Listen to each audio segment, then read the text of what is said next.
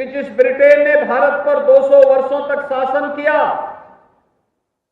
आज उस ब्रिटेन को पछाड़ करके भारत दुनिया की 5वीं बड़ी अर्थव्यवस्था के रूप में दुनिया के सामने आया है।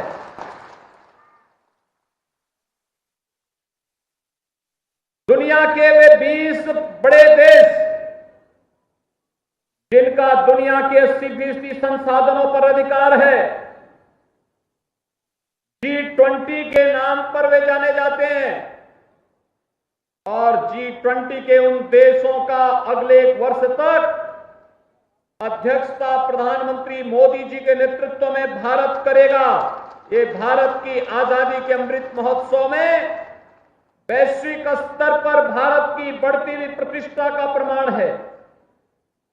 और विगत 8.5 वर्ष के दौरान बदलते हुए भारत को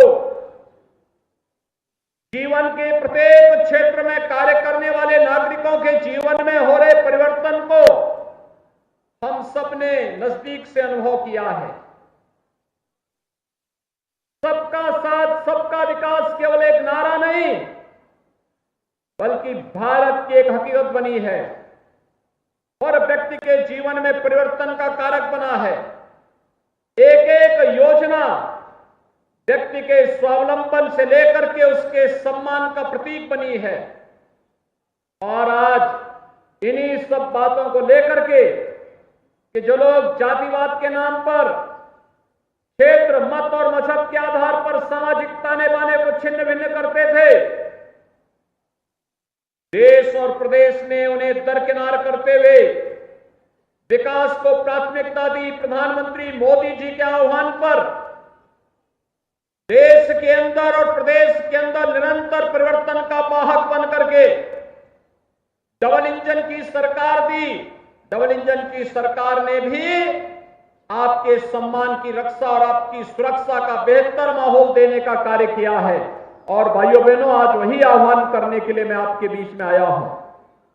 विकास एक निरंतर चलने वाली प्रक्रिया है। यहां पे अभी हमारे सांसद श्री सतीश गौतम जी कार्यों को गिना रहे थे।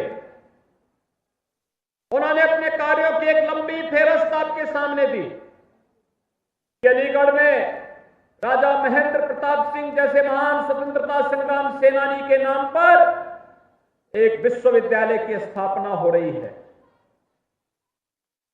इसी अलीगढ़ के अंदर यहां पर ट्रांसपोर्ट नगर की स्थापना हो रही है। स्मार्ट सिटी मिशन के अंतर्गत अलीगढ़ आज एक नए रूप में देश के सामने है।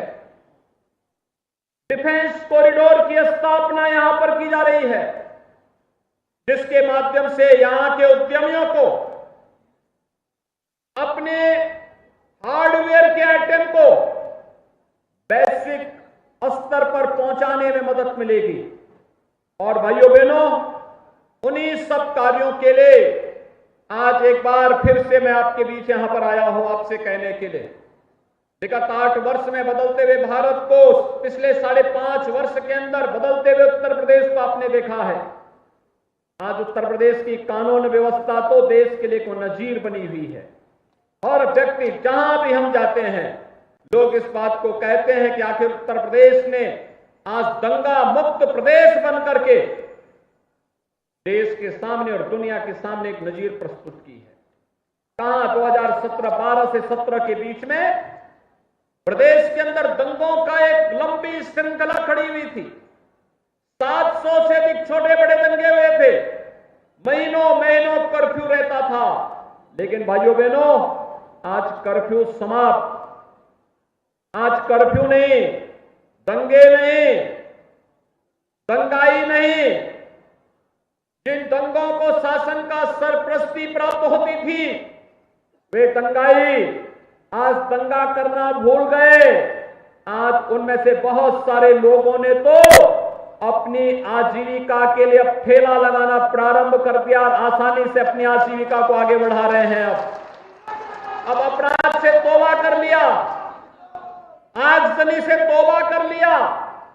ये नया प्रदेश है जो मेहनत से हर व्यक्ति को सम्मान के साथ जीने का अधिकार तो देता है, लेकिन जबरन किसी गरीब, किसी निरीह, किसी व्यापारी और किसी राह चलते हुए राहगीर को या किसी बहन बेटी को के साथ अगर किसी ने दुस्साहस करने का प्रयास किया तो आज उसका जीना हराम जरूर कर देते हैं। और यही तो नया उत्तर प्रदेश है।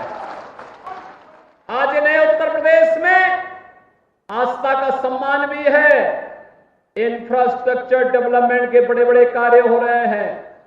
देश का सबसे बड़ा एयरपोर्ट यहीं पे जेवर में बन रहा है और देश का सबसे बड़ा एक्सप्रेसवे गंगा एक्सप्रेसवे भी यहीं से होकर के जा रहा है।